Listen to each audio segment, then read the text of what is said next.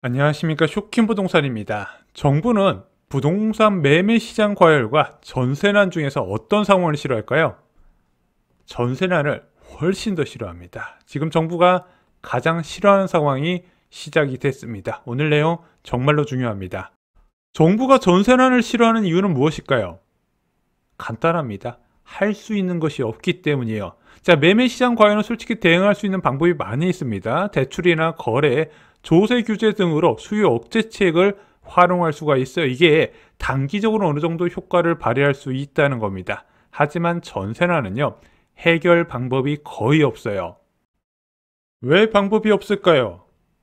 전세난은 곧 거주할 집이 부족한 현실적인 문제예요. 즉, 공급 부족이 당장 일어나는 문제인데 이것을 해소하려면 최소 3년 이상의 시간이 소요된다는 겁니다. 대한민국 전세난은 보통 아파트 전세난이에요. 만약에 빌라 전세난이었으면요, 6개월 만에 계속 공급할 수 있겠죠. 하지만 아파트 전세난이기 때문에 문제가 된다는 겁니다.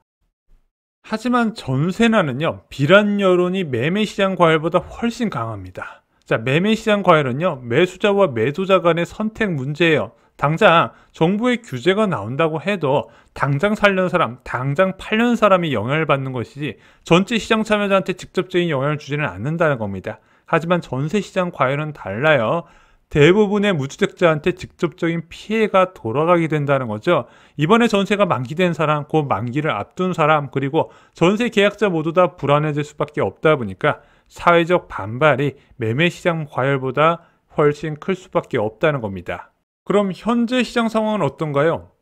서울 아파트 전세가격 지수 중간 변동률을 보겠습니다. 자, 9월 15일 날 0.07%, 9월 29일 날 0.12%, 그리고 10월 27일 날 0.14%로 매주 상승률이 확대가 되고 있습니다. 자, 매매 시장 같은 경우는 이제 11호 부동산 대책 이후에 상승률이 크게 둔화됐음에도 불구하고 전세 시장은 꾸준히 상승률이 확대가 되고 있다는 겁니다. 입주 물량 부족에 전세값 상승 공포에 대한 영향이 있는 거예요. 지금 언론들이 전월세 가격 급등에 대한 기사를 쏟아내고 있죠. 이게 임대인 심리에 영향을 직접적으로 주고 있다고 합니다. 진짜 전세가 없을까요? 자, 아실에 나와 있는 서울 아파트 전세 매물수를 보겠습니다. 자, 정확하게 1년 전에 31,276건이었는데 자, 오늘 날짜로 봤더니 25,000건입니다. 약 1년 전 대비 20% 감소했어요. 자, 전세 매물이 빠르게 줄면서 전세난 우려가 심화가 되고 있죠. 근데 경기도는 더 심각합니다. 경기도는 1년 전에 36,674건인데 현재는 20,028건으로 무려 35% 감소하고 있어요. 그래서 지금은 수도권 외곽까지 전세 매물이 급감하면서 전세난 확산 조짐이 나타나고 있습니다. 특히 올해 경기도 입주 물량이 부족해요.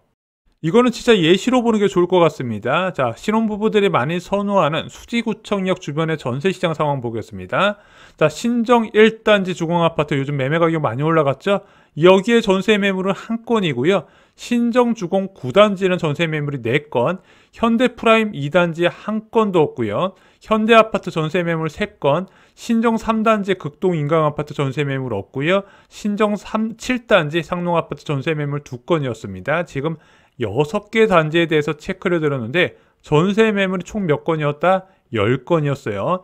6개 단지의 전세 매물이 10건이라는 거는요, 내가 원하는 평형 그리고 입주 날짜를 맞추려면 매물이 한 개가 있거나 아니면 아예 없다는 뜻입니다. 그 정도로 전세 매물이 부족한 거예요. 미사 강변도시도 살펴보겠습니다. 자, 미사 강변도시 8단지 스타일스 전세 매물 한 건이고요. 미사 강변 루나리움 전세 매물 2건이 있습니다. 미사 강변 파크뷰 전세 매물 한 건도 없고요. 강변 프로즈도 한 건도 없습니다. 미사 강변 골든 센트로 전세 매물 3건이 있고요.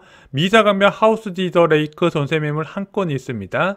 미사 강변 센텀 팰리스 전세 매물 한 건이에요. 자, 지금 총 7개의 단지를 살펴봤고요. 전세 매물 합쳐봤더니 몇 건이다?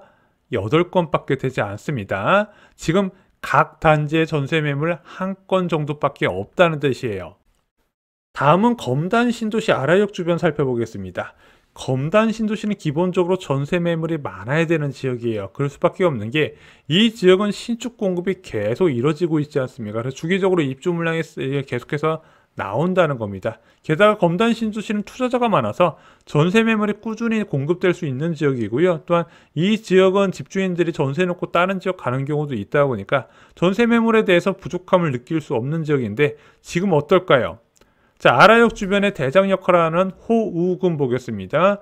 호반서민 1차 전세 매물 3건, 우민인더 시그니처 전세 매물 3건, 금호월림 센트럴 전세 매물 3건이었습니다. 이 대단지의 매물이 전세 매물이 3건밖에 안 된다는 거 사실상 내가 볼 수 있는 매물은 한 개 아니면 없다 이렇게 보셔야 돼요.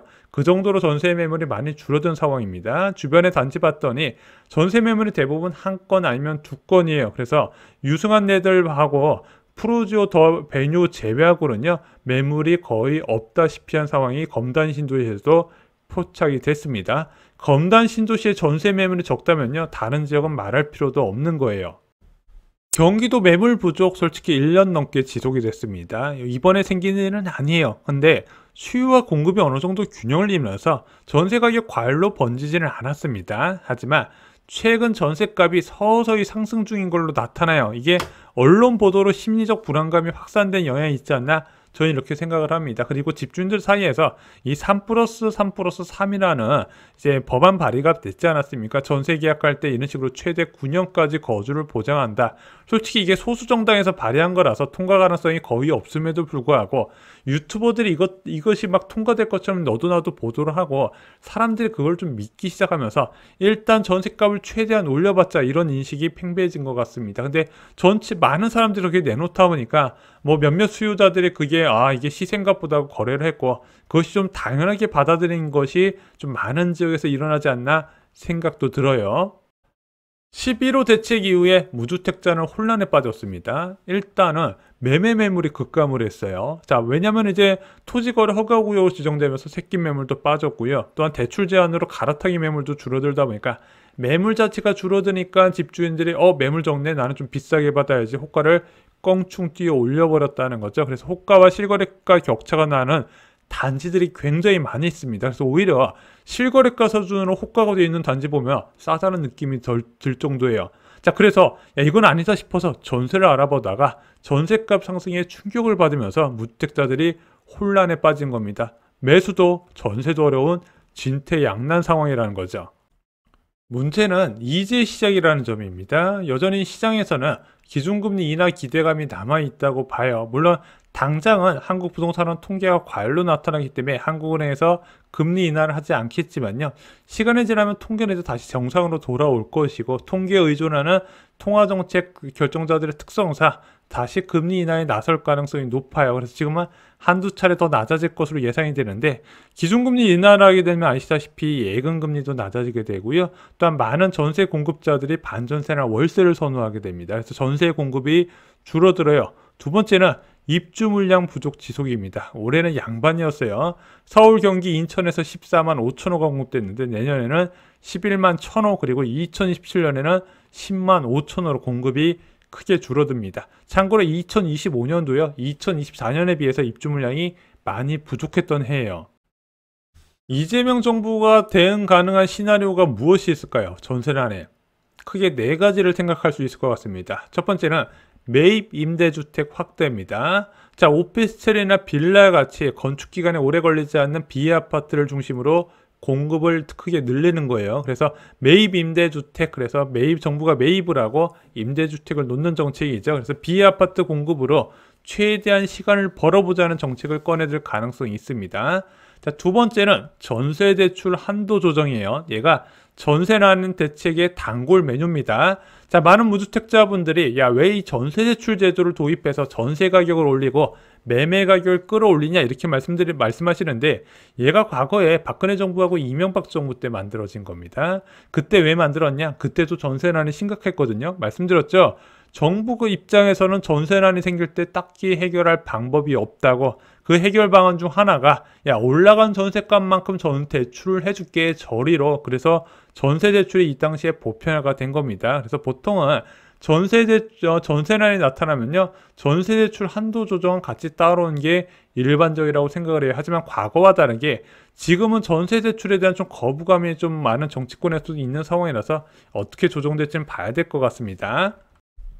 세 번째는 임대차 보호법 개정 가능성입니다. 자, 올라간 임대료에서 좀 보호를 할 수 있는 기간을 늘리는 거죠. 현재는 최대 4년까지 가능을 합니다. 자, 이게 언제 생겼냐? 2020년 5월, 6월에 생겼어요.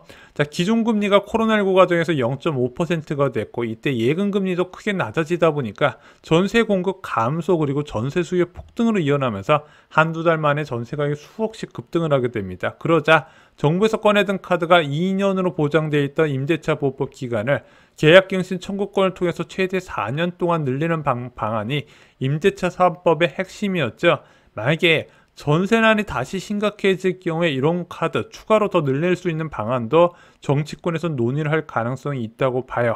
마지막으로 3기 신도시 조기 공급입니다. 그래서 지금 3기 신도시가 한 2028년부터 본격적으로 입주를 시작하는데 이것을 당길 수 있는 방법을 찾아야 될 것 같은데, 솔직히 3기 신도시 조기 공급은 매년 공급 대책마다 포함되지만 저는 지금 전혀 체감하지 못하고 있다 생각을 합니다. 아무튼 이런 네 가지 방안을 합친 전세난 대책이 나오지 않을까 생각이 들어요. 하지만 전세난은요, 정부를 믿으시면 안 됩니다. 내 살 길 내가 찾아야 돼요.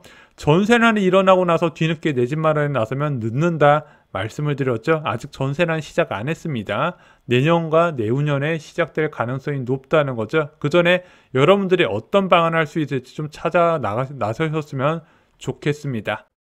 오늘 영상 결론 말씀드리겠습니다. 입주 물량 부족과 언론들의 전월세 부족 관련 보도들이 쏟아지면서 전세값 상승세가 확대되고 있습니다. 자, 경기도 전세 매물이 부족한 상황 갈수록 심화되고 있고요.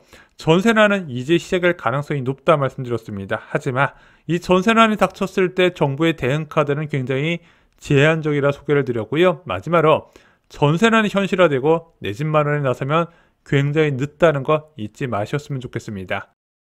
오늘 준비한 소식은 여기까지입니다. 여러분의 내일이 단단하고 빛나길 바라며 영상을 만들고 있습니다. 오늘 영상도 여러분께 큰 도움이 되길 바랍니다. 이상 영상 마치겠습니다. 감사합니다.